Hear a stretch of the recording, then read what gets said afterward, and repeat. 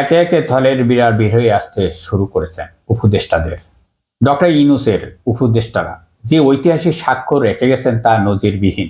5 আগস্টের পর যখন দেশের ছাত্র জনতারা ডক্টর ইউনূসকে প্রধান উপদেষ্টা হিসেবে দায়িত্ব দেয় আর তার আন্ডারে যে সব উপদেষ্টাদের নিয়োগ দেওয়া হয়েছিল তাদের অপকর্মগুলো সব কিছু বের হয়ে আসতে শুরু করেছেন। দর্শক, এই যে উপদেষ্টারা কি কি কাজ করেছে, বিশেষ করে উপদেষ্টা এই যে নারী উপদেষ্টা রেজওয়ানা, তিনি হঠাৎ করে মুখ ফুসকে বলে ফেললেন জামাতের সাথে কি কি অপকর্ম করা হয়েছে, সত্যটি বের হয়ে গেছে। ফলে এখন বিপদে পড়ে গেছেন। এক প্রকার তিনি পালানোর চেষ্টা করছেন, ঘটনাটা ভিন্ন খাতে প্রভাবিত করার চেষ্টা করেছেন, অপব্যাখ্যা দেওয়ার চেষ্টা করছেন।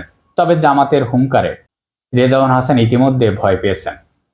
আপনারা জানেন যে জামাত ইসলাম আনুষ্ঠানিকভাবে তারা প্রেস কনফারেন্স করে রেজাওয়ান হাসানের বিষয় গ্রেপ্তারের দাবি করেছেন। এখন আবার গ্রেপ্তারের দাবিতে রাজপথে মিছিল করছেন জামাত ইসলাম, যে কারণে রেজাওয়ান হাসানের কপাল এখন শনিদশা হয়ে পড়েছে। শুধু রেজাওয়ান হাসানের কপাল শনিদশা না, যেসব উপদেষ্টারা এইসব অপকর্মের সাথে জড়িত ছিল এবং জুলাই বিপ্লবের সাথে বেইমানি করার ফল যে কতটা ভয়ঙ্কর হতে পারে তাই এবার হাড়ে হাড়ে বুঝতে পারছে উপদেষ্টারা।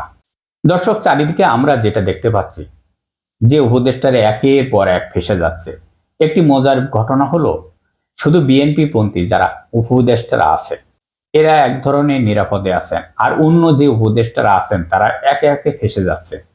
আর এর মধ্যে বিএনপি পন্থী যারা আছেন তারা বিএনপির সাথে আলোচনার মাধ্যমে বা সমঝোতার মাধ্যমে আশ্রয় নিয়েছেন, তারাও তো ভালো থাকবেনই, বরং তারা অনেকেই মন্ত্রী। তবে একটি বিষয় স্পষ্ট, একটি ডিভিশন কেউ কেউ বিপদে পড়ছে, আবার কেউ কেউ বিপদে পড়ছে না। এর মানে কি? এর মানে হলো কেউ মন্ত্রী হচ্ছে, কেউ দালালি করছে, কেউ বা একটার সাথে আরেকটা কানেক্ট করার চেষ্টা করছে। তবে একটি স্পষ্ট বিষয়, ডক্টর ইউনূস সরকার যে উপদেষ্টারা বেইমানি করেছেন এটা পরিষ্কার বোঝা যাচ্ছে। বিরাট একটি অঙ্কের বেইমানি করেছেন উপদেষ্টারা। যারা সৎ তারা এই বিষয়টি রোল করতে ব্যর্থ। সাংস্কৃতিক উপদেষ্টা মোস্তফা ফারুকী একজন ভালো মানুষ ছিলেন, সৎ মানুষ, নিরপেক্ষ মানুষ। তবে সত্যিকার অর্থে এছাড়াও ফাজলুল কবির খান তিনিও ভালো মানুষ ছিলেন, কিন্তু তারাও ব্যর্থ হয়েছে। কারণ তাদের আশেপাশে থেকে রেজাওয়ান হাসান, আসিফ নজরুল এরা জালিয়াতি করেছেন, অপকর্ম করেছেন, ভোট চুরি, এই যে এত বড় জালিয়াতি করেছেন। জামাত ইসলাম যাতে ক্ষমতায় না আসতে পারে এটাকে ঠেকাতে এই যে উপদেষ্টারা এর বিরোধিতা করেছেন। অতএব রাজনৈতিক দলগুলো জানতো এইরকম ষড়যন্ত্র ভিতরে ভিতরে চলছে, অতএব এই দায় কেউ এড়াতে পারবে না।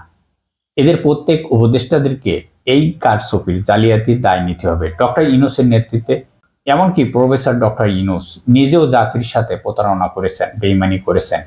তিনি ভালো কাজের আড়ালে মিষ্টি মিষ্টি কথা বলে এই যে বাংলা জনগণের সাথে বেইমানি করেছেন, এটা সুষ্ঠু নির্বাচন নয়, ভয়ঙ্কর জালিয়াতের রেজাল্ট।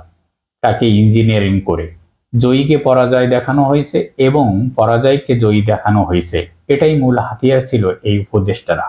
এখন প্রশ্ন আসে, জামাত বলুক বা হেফাজত বলুক বা চরমনাই বলুক, কেন বলবে, কেন এটা করছে? অতএব যে জালিয়াতি করছে এতে সন্দেহ নেই। রেজাওয়ান হাসানকে গ্রেপ্তার করতে, মামলা করতে জামাত আইনের পদক্ষেপ নিচ্ছে।